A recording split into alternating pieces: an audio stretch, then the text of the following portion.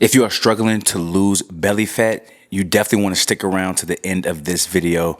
Towards the end, I'm going to give you some practical tips on how you can actually minimize those issues, those struggles that you're having with losing belly fat. I know as we age, I'm specifically talking to my older individuals.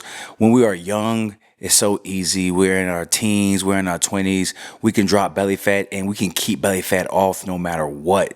We just stay active. We eat whatever we want. But when we turn 30, when we get up in age, it gets extremely hard and you just got to dial in certain things. But in this video today, I'm going to try my best to help you guys lose the belly fat at an easier pace and keep it off. And I'm talking to my older individuals. We're not going to do no edits. We're not going to do any cuts. We're just going to get straight down to it. I really just want to bring you guys some more authentic content just for you guys to digest. All right. So I do want you to comment down below throughout this video and let me know if these tips are helpful, if this information is helpful, and how we can get better. All right. So just diving right into it. Slow metabolism. You know, as we get older, that basal metabolic rate, it starts to decrease. All right. You start having those hormonal shifts, you know, when we start having that decrease in testosterone. Fellas, testosterone is important. And when this happens, when the metabolic rate starts to drop, when it decreases, when the metabolism slows up, the fat accumulation is just a lot easier. All right.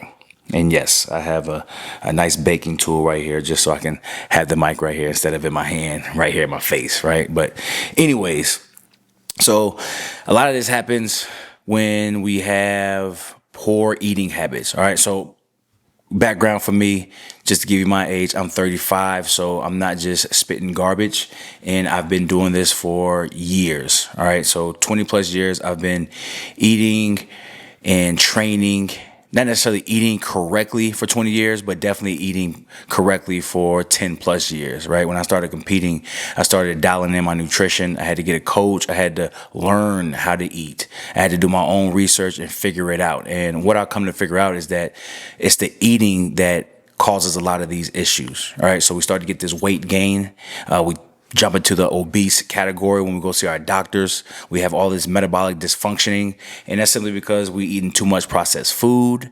We're eating food that's high in sugar. And we're eating large meals, large portion sizes, which is not necessary, especially on a regular basis. All right, it's just not necessary. You know what I mean? And then there is a certain thing called visceral fat, which is that fat around the belly, around the abdomen down there. Now, this is the most common for us. And unfortunately, guys, when we diet down and we clean up our habits, the visceral fat is the last thing to go. I mean, you'll walk around with shredded arms. You'll walk around with your quads having veins in them. Face slimming down, but the belly fat is still there. You just got to keep at it. Do not quit. You just got to keep at it. So, yeah. So basically your midsection is the main thing we're talking about here today, because we're talking about that weight, that fat gain that's around your abdomen, which a lot of us want to get rid of. And we all want to see, you know, 2 blocks, maybe 4 blocks, 6 blocks if we can. And it's doable, guys. It's very doable to get lean. You just got to make sure that you're doing the right things. Now, the reason why all of this matters is simply because health is very, very important, especially now. All right. So especially now with how the world is going, we're in 2025. The end of 2025 is October right now. The way the world is going, guys, you want to be as healthy as you can. You want to be moving around. Let's talk about my fellas out there who have families. You have kids. You have a wife. You want to be able to move around with your family. All right. And you want to show your family a strong individual, a protector. Right. But it's almost nearly impossible to be at your all-time best if you are just holding on to too much weight. All right. So I do encourage all of you to fix these issues. Right. And again, towards the end of this video, I'm going to give you some practical tips on how to fix these things. And you know what? Let's just jump right into it now. Get down to the nitty gritty, the meat and potatoes. I don't want to keep you guys too long. Again, I don't want any cuts. I just want to get right to it. So when our metabolism slows up, that fat storage increases. All right. And so we're talking about around the belly. Now, the risk, again, is health, heart disease, type 2 diabetes, insulin resistance, right? There's a certain thing I do called intermittent fasting. So fasting is something that is recommended for insulin sensitivity purposes. So look into that. Not necessarily going to get down into that too much right here. But I really want to tell you guys that you can fix all of this naturally. All right. So I know a lot of you're on Instagram, you're on YouTube, you're on TikTok, and you see these older males who are just physiques like superheroes out of this world. Well, there's your enhanced folks and your natural folks, and I'm here to tell you that you can do it all naturally. I am natural. I've been natural for my whole entire life. I'm 35. You can do this naturally. All right. You just have to be strategic with what you do. All right. And so natural fixes here. You want to prioritize your protein. I talk about this all the time. 1 gram of protein per pound of body weight. All right. That's what's going to help you preserve and build the muscle. All right. So 200 pounds, you want to be eating 200 pounds, or not 200 pounds. Please don't eat 200 pounds. You want to eat 200 grams of protein. All right. That's the recommendation. That's the standard. That's the baseline. If you're going to do anything, eat per the poundage of your body weight. If you're 180 pounds, eat 180 grams of protein. I don't want to say if you're 150, you're 140, because that's just too low. Bulk up. All right. Bulk up, fellas. I don't want you too light. All right. You're a man. All right. Get some muscle mass on you. So let's talk 180. Let's talk 170. Let's talk 200 or more. I'm not going to be talking about 150, 140. You can bulk up. I want you to bulk up and build muscle. All right. Some certain things you can do, right? So you want to swap out your sodas, your juices, and just grab you some water. They have a ton of new sparkling waters out there at the grocery store that you can dibble and dabble in. I don't necessarily mess around too much with the sparkling water. I just rather drink the water. I do drink diet drinks. So I do the 0-calorie energy drinks. I do the 0 sugar Cokes, the Diet Cokes. I do those 1 a day. Maybe 2 a day. It doesn't really matter. I don't get too boggled down into you'll get cancer if you drink diet sodas. I mean, let's be honest. You can practically jack up your health eating healthy food, eating whatever, right? Everything you do just has to be in moderation, right? I can't emphasize that enough. Moderation. Everything you do needs to be in moderation. All right. But anyways, you want to cut those liquid calories. So the liquid calories are just adding up. It's just adding up. And people aren't really noticing that your soda can, your standard soda can, I think is like maybe 30 to 50 grams of sugar per can, and people are just consuming multiple cans of these big gulps from the gas station and things like that. That's not helping you at all. And all that's doing is, again, the sugar is sticking to your body, turning into fat, and the fat accumulation is staying on your body. You got to limit that so you can cut the liquid calories and all those added sugars. Get those out of here. All right. So that's when we're talking about the drinks. You don't even realize how much they factor in on you gaining fat and not being able to remove the fat. Just drink water, drink sparkling water, drink diet drinks. Now, timing your carbs. All right, so a lot of folks are afraid of carbs. I do not want you to be afraid of carbs. What I want you to do is just time your carbs. I think everybody should be consuming carbs. Unless you're 600-pound life, you're talking to Dr. Now and he puts you on a liquid diet. Unless you're there, which if you're there, this is the wrong video for you, because the thumbnail probably was me with a 6-pack. Me going from a transformation from, let's say 20% body fat to like 5 or 6%. So if you're 600 pounds, this is the wrong video. I don't encourage you to stick around, but what I do want you to do is, I'm over here looking at my camera. My camera's about to die. Oh man. But anyways, time your carbs. All right. So you want to place those carbs around your workout, and you can even eat your carbs before bed, and that's going to set you up for some recovery while you sleep. It's going to set you up for better sleep. There is science behind it all. I do want you to do your own research. There's science behind it all, but a lot of crap is on the internet saying don't eat carbs before bed because it sticks on you. Well, yeah, but if you're doing the proper things, all the things throughout the day, throughout the week, you shouldn't be afraid to eat some rice before you go to bed. Eat some potatoes before you go to bed. If it's in your dinner, right? I don't want you to be afraid of that. And a lot of us are. Let's be honest. You can go to Google right now. It'll say, don't eat carbs before bed on a bodybuilding site or something of the sort. Garbage, right? In my opinion, garbage. I eat carbs before bed all the time. And you guys, if you don't know me, I'm not going to put a picture on the screen because I'm not editing this video, but I can go from fat to shredded. I can stay shredded. I do competitions. I've done it, right? So it can be done. But when you place those carbs around your workout, you're using those carbs as your fuel. I have a ton of information on Instagram that you also can tap into, XFACTOR_fitness. And that right there is going to help you out as well. If this video does cut off, this is going to be the only clip. If it does cut off, I do encourage you guys to tap in. Again, comment down below.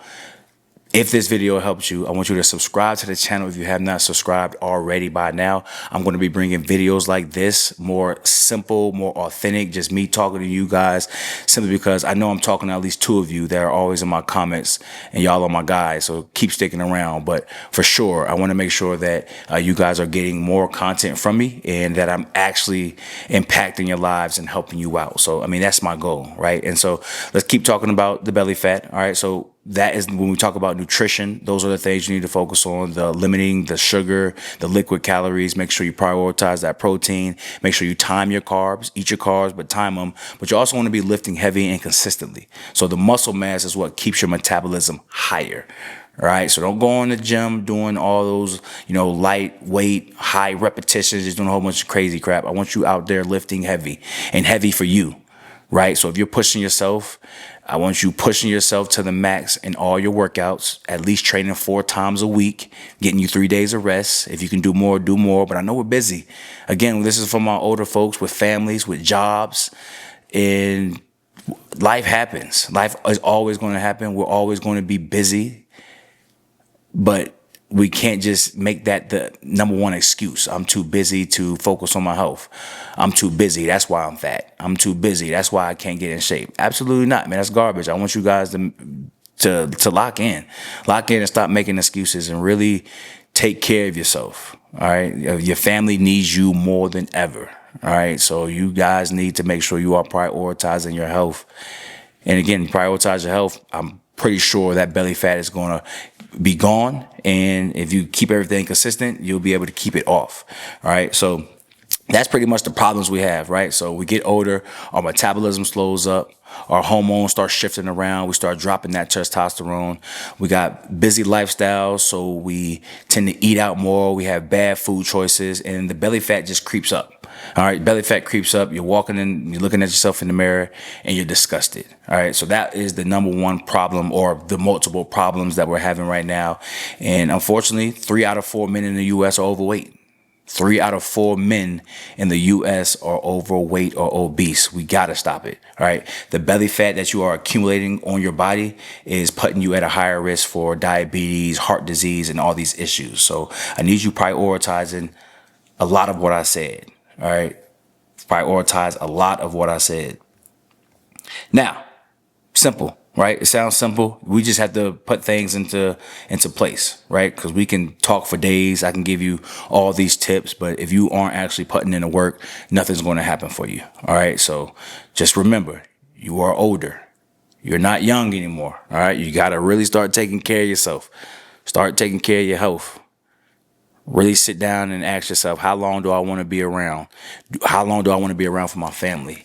Like, do I want to be able to move around with my kids? Do I want to be able to play sports with my son? Play sports with my daughter? Like, do I want to be able to do these things? Do I want to be lean? Do I want to be proud of myself? Do I want to be confident? Right? It is stats out there, a lot of statistics out there that say the leaner you get as a male, the more muscle you build as a male, the more confident you will be. A lot of stats out there saying that. A lot of us get depressed when we are on those heavier sides of weight. We get depressed, right? Anxiety starts to kick in more than ever because you don't know how you're going to be able to do this, how you're going to be able to do that, simply because it just stems from you just being out of shape, low energy. You know what I mean? Always taking naps. I mean, take a nap, all right? Take a 5-10 minute nap, get your little reboot, like Kevin Gates would say. He say he doesn't go to sleep. He just take naps. He take cat naps. And actually, I think Jeezy said it too way back. He said that all he do is take cat naps. Look, man, stop taking those long naps. Get off the couch. Get out the bed. Close your eyes for 5 to 10 minutes. Just get you a nice little reboot. Get back grounded and get to work. Right? And when I say get to work, I'm talking about getting in the gym. A lot of us go to work all day and we say we're tired. We don't want to go to work. Well, it is, again, statistics out there that say the more you work out, the more you train your body, the more you train your heart, that you will have more energy. All right. So there is a lot of stats. Now, I know if you do start working out first thing in the morning, you are going to be tired at work. That's okay. Just keep going, stay consistent, keep the frequency up, and eventually you'll notice that workout first thing in the morning actually primed you for the day and got you up. So for me, I do cardio in my garage. I do about 20, sometimes 40 minutes of cardio first thing in the morning. I sit in my sauna, just reboot. I read either the Bible or some type of spiritual book that's going to just better my life, help me better my life. Right now, I'm reading John Bevere, The Awe of God. If you have not read that, I do recommend everyone reads it. It is basically breaking down what fear of God actually means. So when people walk around saying they're God-fearing, what does that actually mean, right? A lot of people say they're God-fearing, and then they're out there doing everything worldly in the book, right? And so that's far from God-fearing.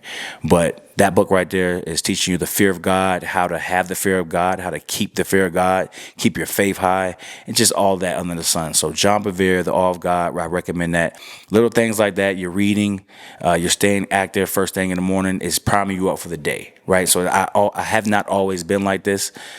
It just happens over time, right? You get better at things that you are doing. Nothing gets easier. People always say that it gets easier. It gets easier. It does not get easier. Nothing gets easier. I'm telling you that. It's difficult. It's difficult. It's difficult. It's going to continue to be difficult. You just get better at all the things that you're doing. Lifting weights. You're just getting better at lifting weights. The weight's still heavy.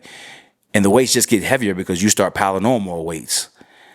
You get better at lifting those weights. Technique. Eating salads, eating your chicken and rice, eating your healthy foods, it's draining no matter who you are. But you just get better at the understanding of, if I eat this for fuel, if I eat this food for fuel and not simply for pleasure, then I will reap those benefits and I can keep going. I can sustain this. Now, chicken and broccoli does get boring, so I do recommend you jazz some things up, but I'm just breaking that down, just give you guys an example, right? But